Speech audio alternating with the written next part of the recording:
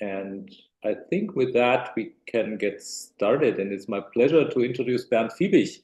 And I have to apologize that this InnCoCells Academy was kind of a bumpy way to find the final slot. So due to unforeseen circumstances, but finally we made it. I'm glad that Bernd is here and has the capability to give us a presentation. And as you might recall, VivaCell is the provider of all the testing we are doing within the consortium. And Bernd, from his background, is a biologist. He's a biologist, and I understand that you will introduce VivaCell yourself. So therefore, without much further ado, I would hand over the virtual microphone to you, Bernd. Thanks for presenting here.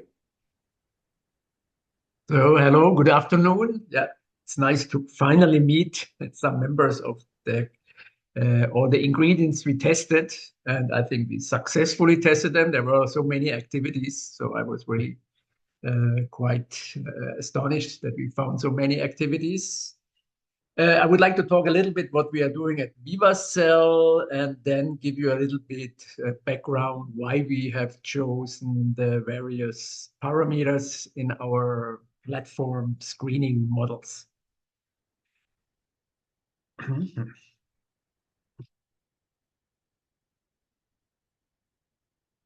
Okay, the company, VivaCell is a small company, a privately owned company, founded in 1999 as a spin-off of the University Medical School Freiburg, Department of Psychiatry. And in this time, we were very much interested in natural products.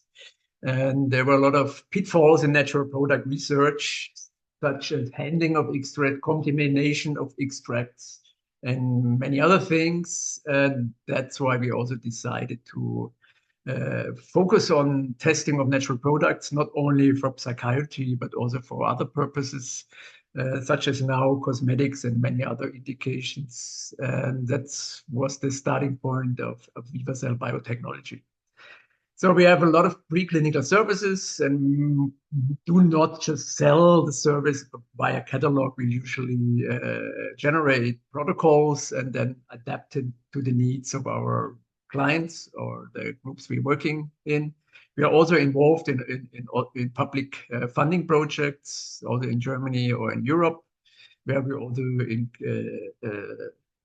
include our services or develop new services such as probiotic testing systems, etc.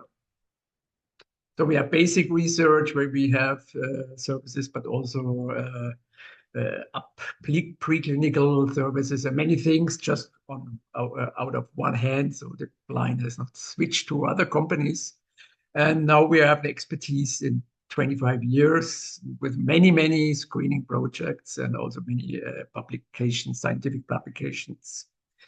We founded a sister company in Spain, called VivaCell España, in Cordoba, and this mainly focused on cannabinoid research, but is now part of the Emerald. Okay, so our major aim is to prove benefits, health benefits of products.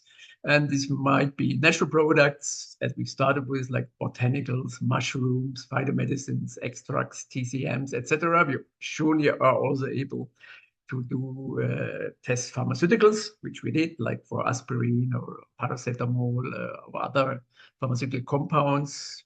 We have many experience in cosmetics, oral care, and consumer health care products, and also probiotics. And another big focus is nutraceuticals and food or novel food.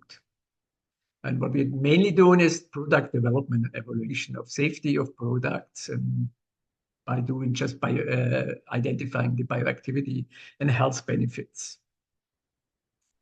Okay, we have a lot of indications where we have mainly vitro models, but also ex vivo models, which is key factors, immunology and immunomodulation, which is surely like inflammation is involved in all kinds of diseases, like also in the skin. We also have a lot of antiviral testings and neuroinflammation. Another big thing big topic are the dermatology, cosmetic hair studies. Oral care was one of our starting points, and dental care. Since we were out of this psychiatry, we actually also have models for neurodegeneration and depression, because three of the most sold natural products of phytomedicines on the markets are used in psychiatry, which is ginkgo for cognitive impairment or improvement, and as you make St. John's words, to fight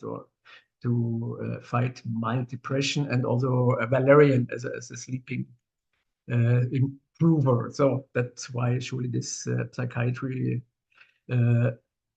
field has a lot of natural products, and that's why we are also in this field.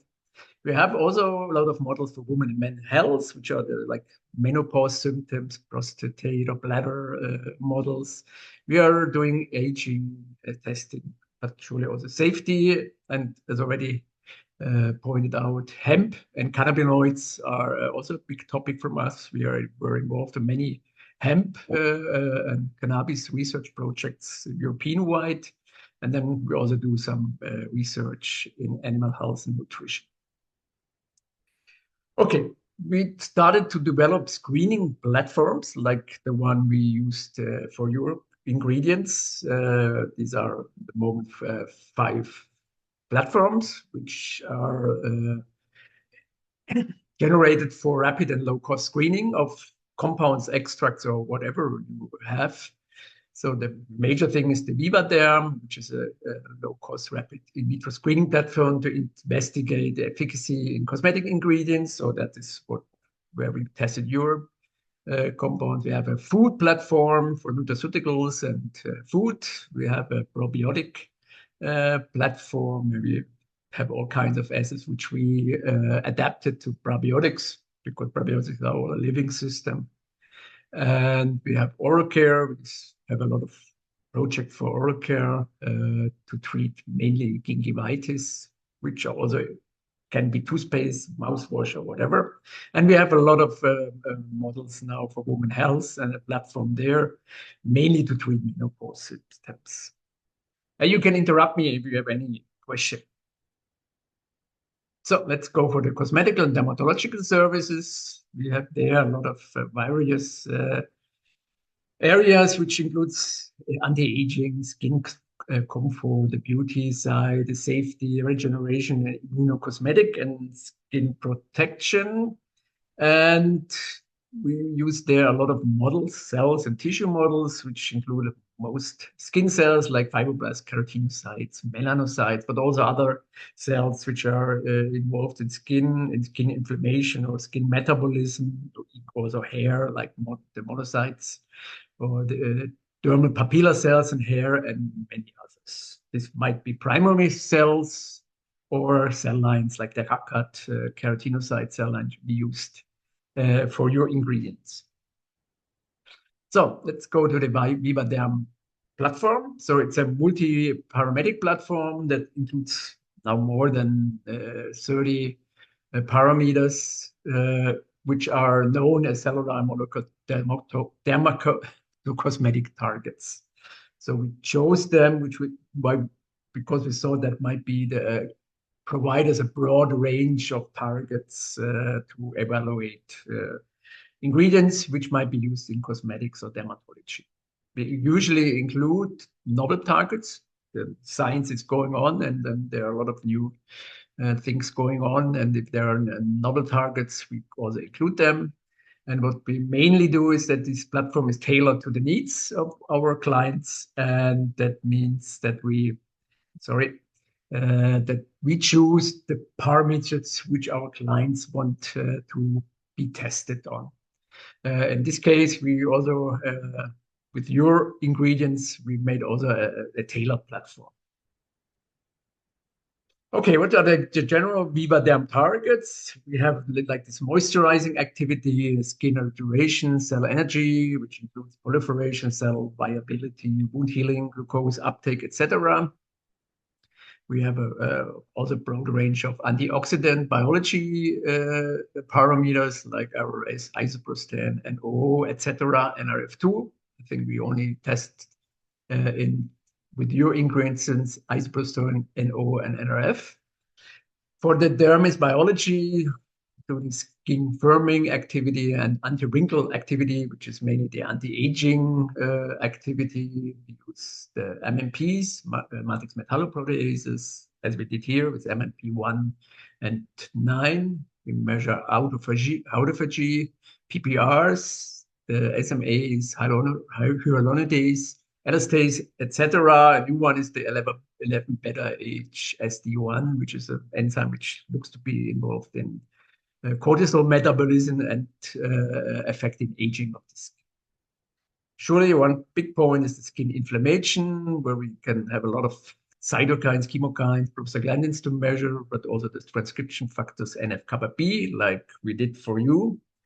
And we had this acne and psoriasis inflammation, where we induced inflammation with the C. agnes, so it's the bacteria involved in acne, and tested there in keratinocytes, monocytes, also many parameters like cytokines, chemokines, and prostaglandins and MMPs, and as add-on also the LPS-induced inflammation in human monocytes.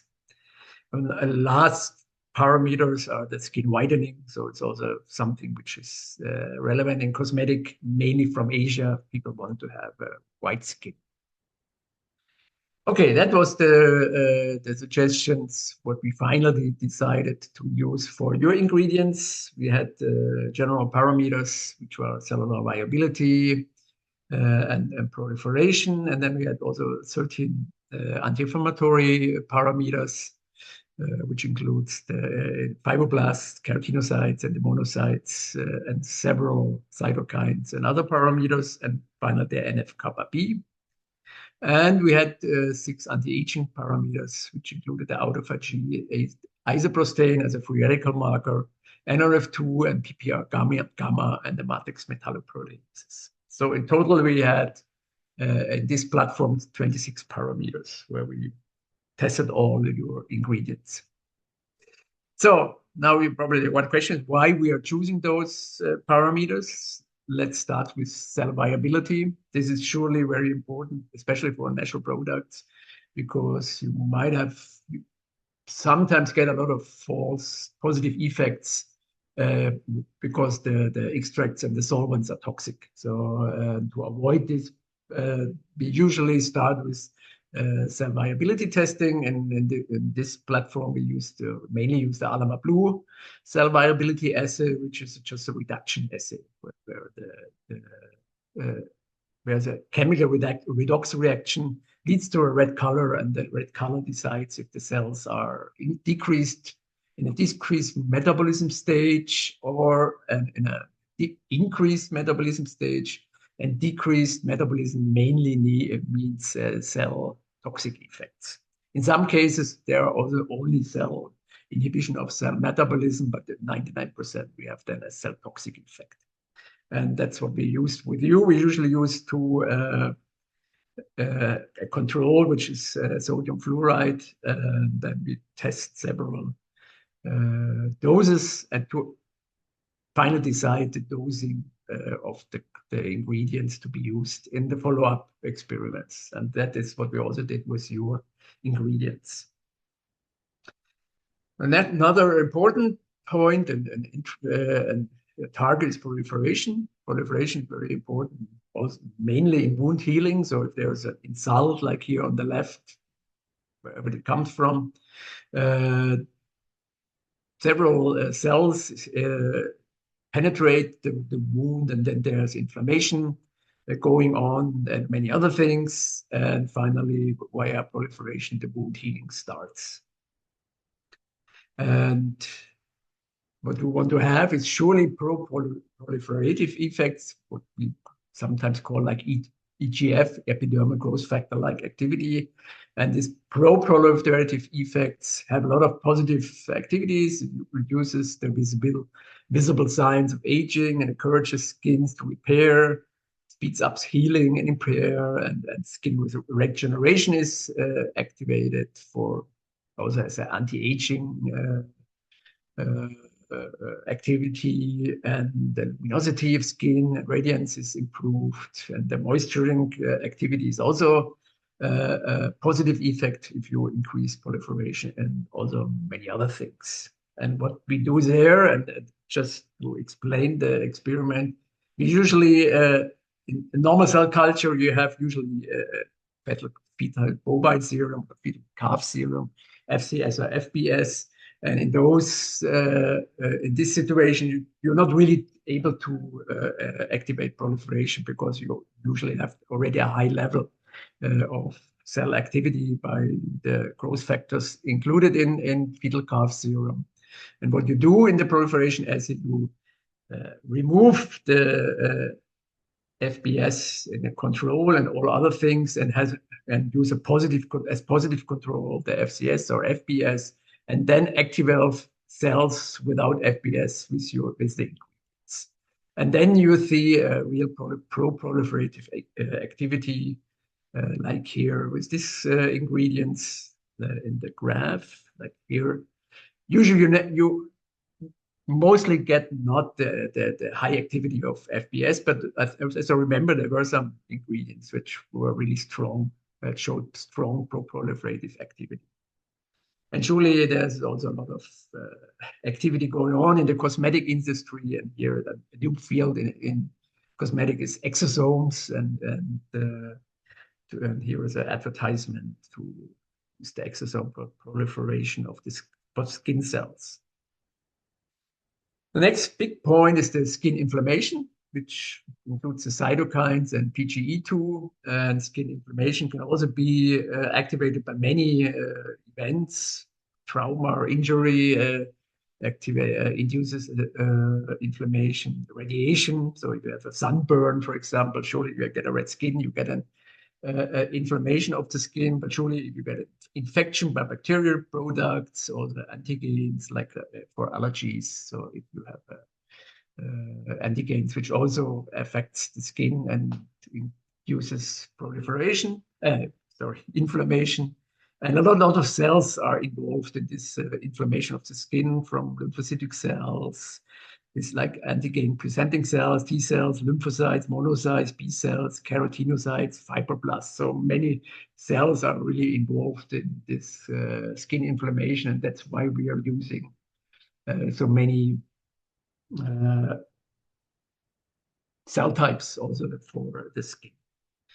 And here, for that, just an example, the sun is activating or sun-induced or UVB-induced inflammation. Finally, also have a lot of intracellular signaling, so receptors will be activated. And there will be ROS, oxidative stress, but in the end, you will have chemokines, cytokines, like the one we tested here, IL-1, IL-16F alpha, and you also will have prostaglandin E2, which is a product of COX-2, cyclooxygenase 2, which is a very important parameter also in pain. So if you have skin pain, mainly PGE2 might be involved. And the cyclooxygenase is also the major target of painkillers. So like diclofenac, aspirin, paracetamol, all act via this prostaglandin E2 cyclooxygenase pathway. And that's why surely anti-inflammatory activity is very good to have in ingredients, because it reduces also aging, and it started to induce apoptosis of the cells, and then the cells get regenerated. The MMPs will be also decreased, and there are a lot of other things that anti-inflammatory activity will do benefit the cells on the skin. Inflammation in the skin is also very important for aging, because your skin is usually, surely, over the years, exposed to so many environmental stress factors like pollution, sun, etc. This usually induces self-stress and damage, like, again, today, stress.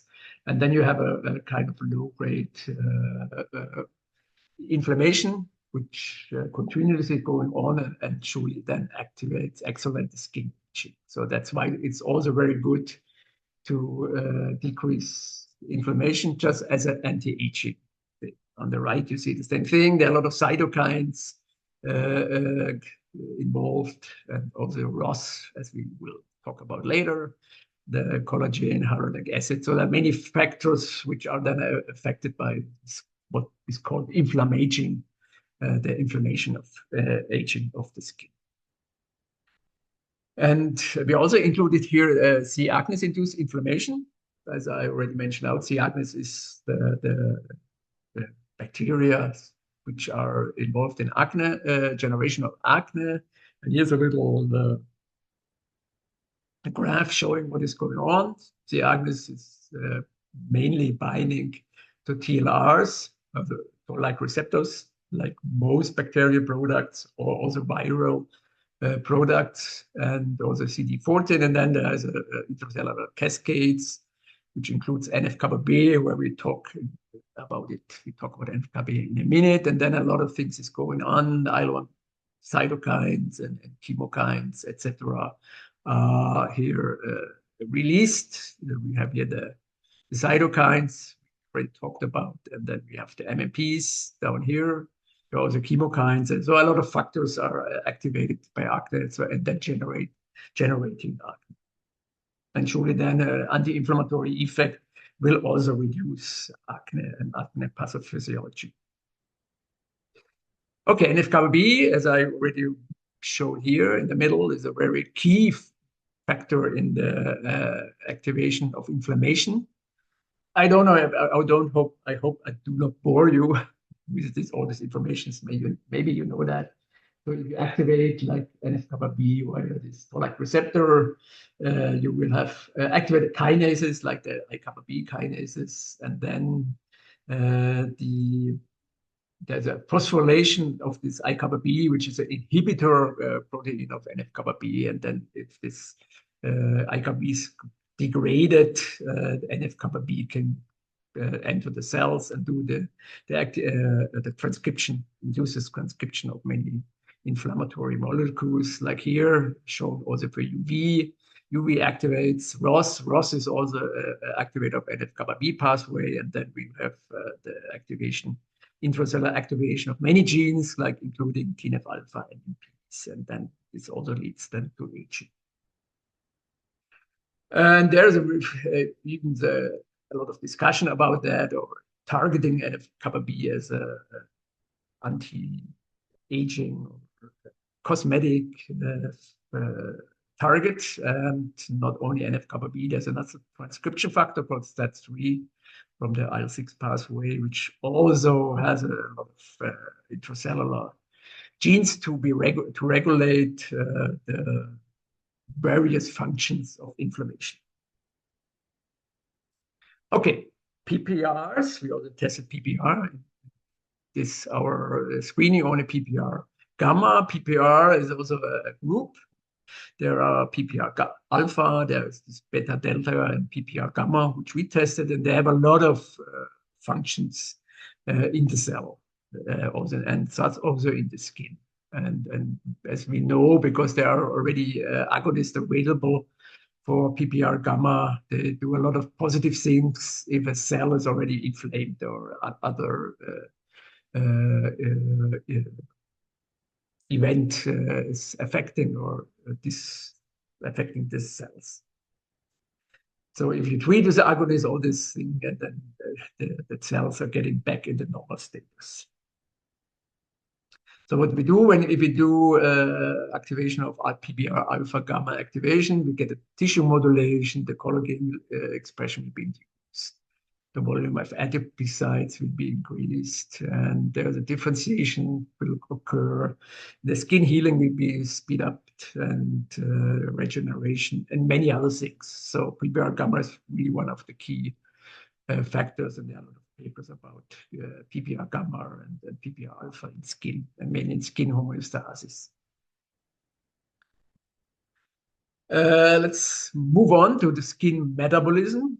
we have surely is also a very interesting topic, because if you activate skin metabolism, you also activate this regeneration in the direction of a younger, healthier skin.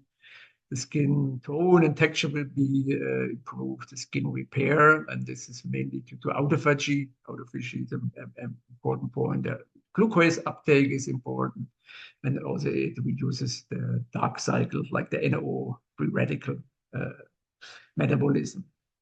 We tested here autophagy. Autophagy is a very interesting physiological process in the cells. And I think several years ago, there was also a Nobel Prize award was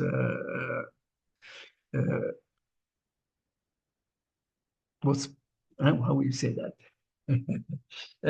Okay, gave a Nobel Prize about the detection or the discovery of this autophagy. So autophagy is usually a cell process where the cell eats up, let's say, like debris, or like you have in the skin, like if your skin is aged, you get a lot of dots, like these brown dots, which we call aging dots, and that is because the skin autophagy is not properly working in age.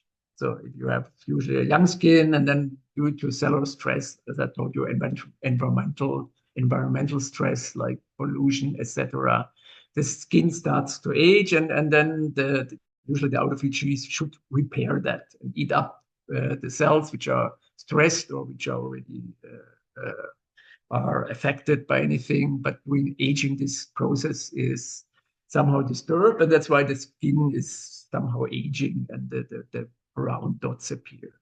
So one of the ideas is surely to get the autophagy increased and to get back to the, let's say, the younger skin. And there are a lot of also cosmetics or dermatological compounds go in this direction, like here a patent for skin cell autophagy induction. And as I remember in your ingredients, there were also, I think, several of the ingredients also used autophagy. What it looked like. Usually you measure this by adding some kind of particles to the cells, like fluorescence particles, as we did here. So you have this, the acid buffer. Usually the cells are not doing anything. If you add FPS, they start the normal autophagy, but if you can activate this autophagy, like with the compound like verapamil, which you use as positive control with your ingredients, and then the cells eat up a lot of these particles, and that's what they should do. And I think it's a very interesting process and target. That's what it would look like here. You have like also IL-6 will be a positive control. Here we have a compound which even is better than the positive control. We also measure glucose uptake, but we didn't do this with your samples. And one other important factor is HIF-1 alpha, which is also very important in skin metabolism. For glucose uptake, for example, rosiglitazone, which also is a PPR gamma agonist, is also one of the compounds showing glucose uptake and such, just energizing the cells. Okay, last target in our platform used in this study was the oxidative stress. Oxidative stress, I think you all know, is surely affecting the skin. There are endogenous sources like mitochondria, oxygenases, etc. And there are surely exogenous sources like UV, radiation, and chemotherapeutics, and cytokines, and toxins, and infections. Here we only measured NO in macrophages. As I remember, another group tested the other ones, like ROS, maybe H2O2, and it's very good to have an antioxidant defense mechanisms. The cells has this, like glutathione or the vitamins or SOD and some other enzymes, and with those, the hope is to get it back to homeostasis. with the intracellular defense mechanism. But if you have too much oxidative stress, you get an impaired physiological function, cellular damage, aging, etc. So you truly want to shift this to the other side using antioxidative ingredients. So what we can do with antioxidant and detoxification activities, one thing is truly the NRF activation, as we did in the study. NRF is a very important antioxidant transcription factor, which activates this R genes. I will show in the next slides. The response animal, this response element, which are mainly also antioxidants on the protein level. So surely this is important against anti-aging. It will also improve moisturizing and the skin repair. And there's already cosmetics here or other nutraceuticals which are NRF advantage ingredients. So it's an interesting target. Here, there's also in the cosmetics, was already a bit a target, and here is other R-dependent genes. So a lot of genes which go up and down by this NRF pathway.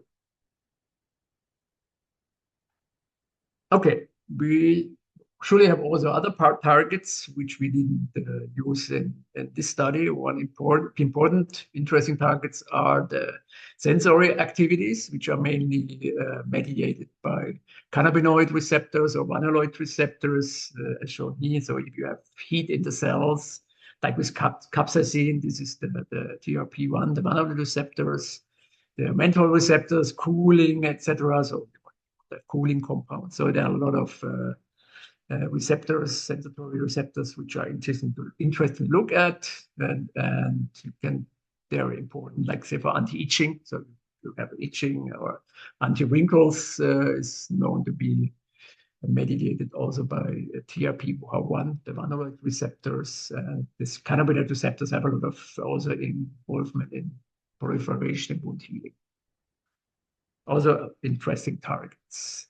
We also have hair growth and hair loss. So also a very interesting target in cosmetic research. It also includes inflammation and a pathway called the WNT pathway, which is involved.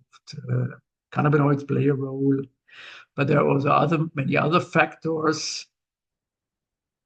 Like hair proliferation is important. There are growth factors like GGF, KGF, IGF, etc. Caspases play an important role. ATP, the cell energy in the hair cells, the vascular into growth factor, alpha reductases, very important, and enzymes which are also targeted by pharmaceutical compounds against hair loss.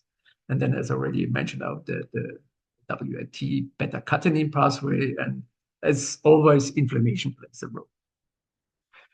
Wound healing is also a big topic. There we can use that scratch assay. What you do is scratch, you just scratch the cell surface of your plate with keratinocytes or fibroblasts, and then the cells start to proliferate in the cells, or just like regular wound, they move into the cells.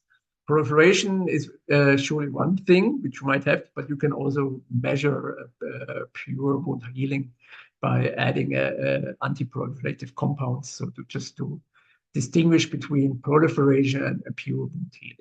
And surely wound healing is important for most effects when the cells are stressed from the outside. Melanin metabolism, as I told you, it's interesting, like vitamin, tyrosine activity, which are the cells which are in the melanocytes, which are responsible for the color of the skin.